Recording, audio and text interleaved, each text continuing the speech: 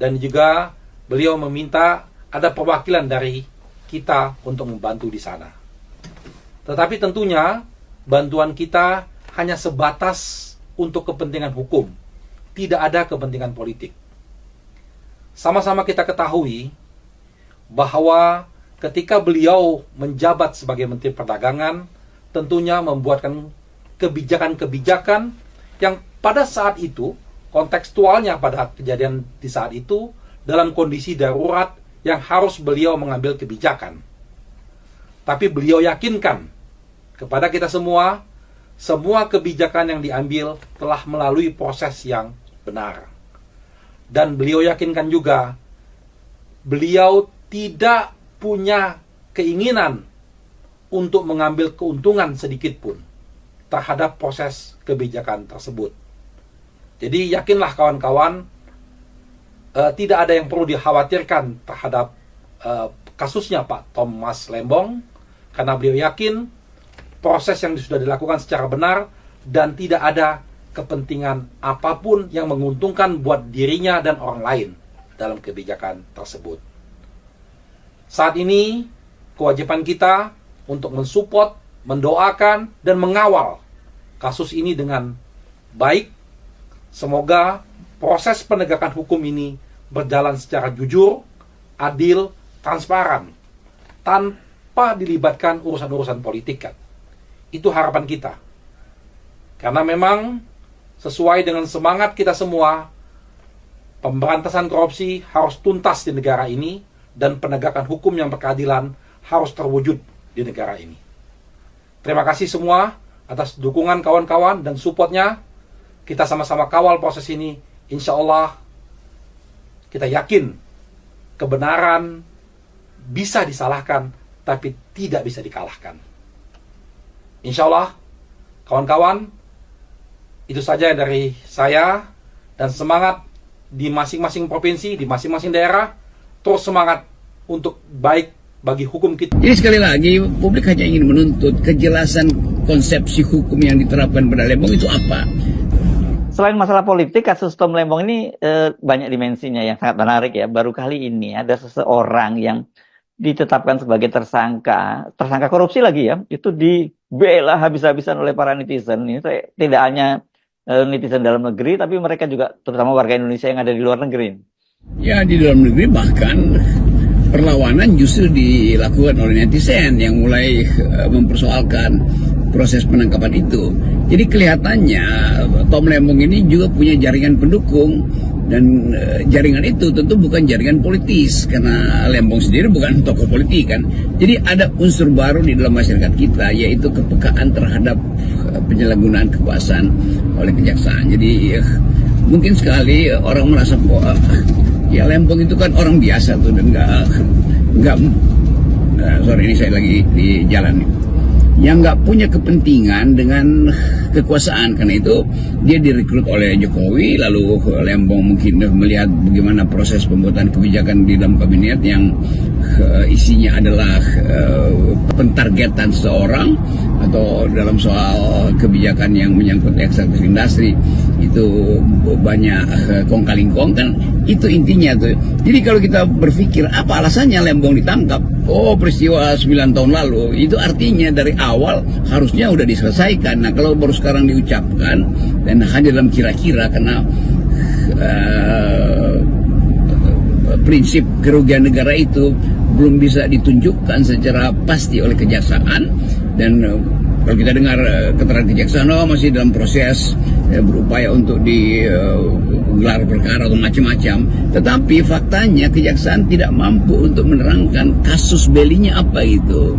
Kasus beli artinya sesuatu kasus yang sedang yang hendak diperangi apa, kasus yang ada di dalam target apa, kan harusnya sudah ada di depan jurnalisme atau di dalam pers bahwa kasusnya adalah soal gula, apa yang terjadi di situ, bahwa kebijakan Lembong itu kalau tidak dilakukan maka negara tidak akan dirugikan. Kira-kira begitu formulasinya. Tetapi di belakang itu orang mau tanya apa masalahnya di situ, kan itu kebijakan. Ya kebijakan bisa salah, bisa benar. Tetapi kalau kebijakan itu dianggap keliru, itu artinya mesti diterangkan siapa yang dapat untung dari kebijakan Lembong itu dalam soal impor gula. Jadi sekali lagi publik hanya ingin menuntut kejelasan konsepsi hukum yang diterapkan pada Lembong itu apa. Nah, di dalam hiruk pikuk itu orang melihat ada yang kelihatannya kok seperti permainan politik ya. Jadi jangan disalahkan kalau LSM atau terutama netizen mulai mengepung kejaksaan dengan prinsip bahwa ada abuse of power dilakukan oleh pihak kejaksaan. Di mana ada check and balances, di mana ada hukum yang baik, hukum yang tidak korup. Tapi kalau misalnya satu lembaga sudah terkontaminasi dengan korupsi yang akut, mana bisa kita bicara tentang kebebasan? Sebagai contoh misalnya, apakah presiden diam saja politisasi yang dilakukan oleh Kejaksaan Agung terhadap Tom Lembong misalnya? Masa menersangkakan high profile seperti ini nggak lapor kepada presiden? Jadi kalau penegakan hukum itu benar, presiden tidak boleh intervensi. Haram hukumnya intervensi. Tapi kalau tidak benar, wajib hukumnya untuk intervensi seorang presiden. Karena itulah tanggung jawab dia untuk menegakkan undang-undang dasar, undang-undang dan peraturan seluruh-seluruhnya. Termasuk adalah menegakkan keadilan di Republik ini berdasarkan aturan atau undang-undang yang ada.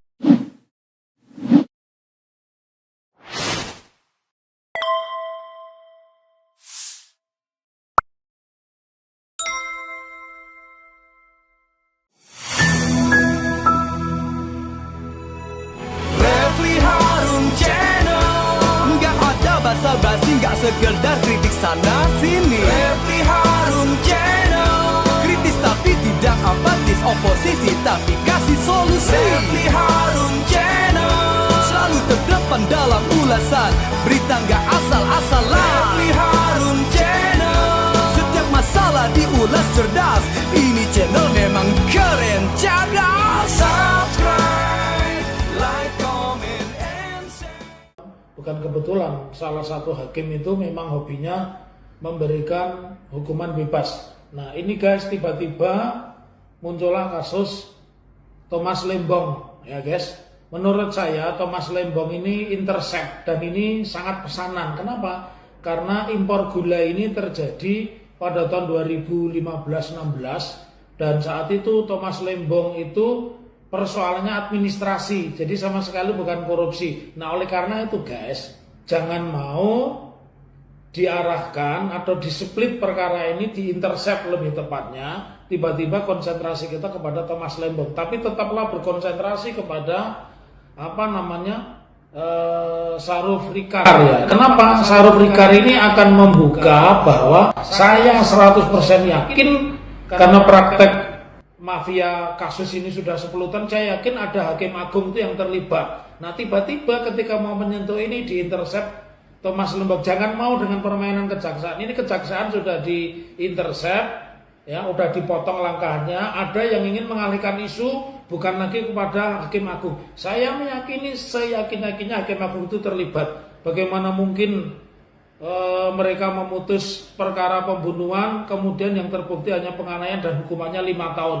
Secara hukum, hakim ini layak ditangkap. Kenapa? Karena menurut pengakuan Saruf Rikar, dia sudah ketemu salah satu hakim meski belum menyerahkan uang dan dia sudah terima 1 miliar yang namanya Markus Saruf Rikar ini guys. Jadi jangan mau dijebak perkara ini berhenti ke Thomas Lembong yang kasus abal-abal, tapi tetaplah konsentrasi. Dan saya yakin selama 10 tahun ini akan melibatkan menteri, ya, melibatkan tokoh politik, melibatkan konglomerat dan hakim-hakim agung yang lain. Saya yakin itu. Jadi tetaplah konsentrasi bagaimana Zakar ini atau Saruf Rikar ini dibongkar semua, hakim agung siapa dan perkara-perkara siapa, saya yakin akan terkuak. Jadi jangan mau diintercept dengan kasus Thomas Lembong. Jadilah orang merdeka, orang cerdas, pintar, hidup di alam merdeka. Assalamualaikum warahmatullahi wabarakatuh. Sobat RH sekalian, Jumpa lagi kita di channel yang keren ini. Keren, keren jelas. Ya, sahabat era sekalian, ini ada pernyataan menarik dari Muhammad Taufik, pakai Q ya. Kalau yang namanya kasus Tom Lembong ini 100% pesanan katanya.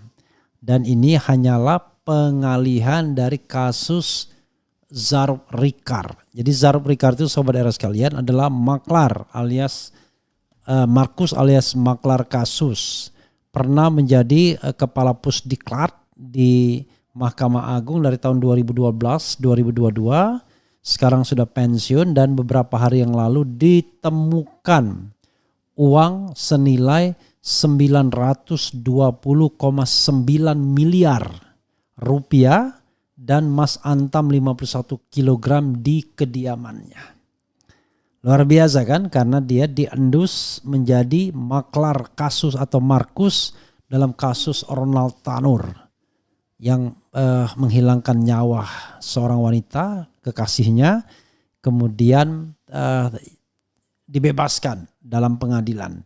Dan di Mahkamah Agung akhirnya dihukum lagi 5 tahun, tetapi sebenarnya ada upaya untuk menyuap Hakim Agung dan seperti yang dikatakan tadi M. Taufik, salah seorang hakim sudah bertemu dengan Zarub Ricard. Sebagaimana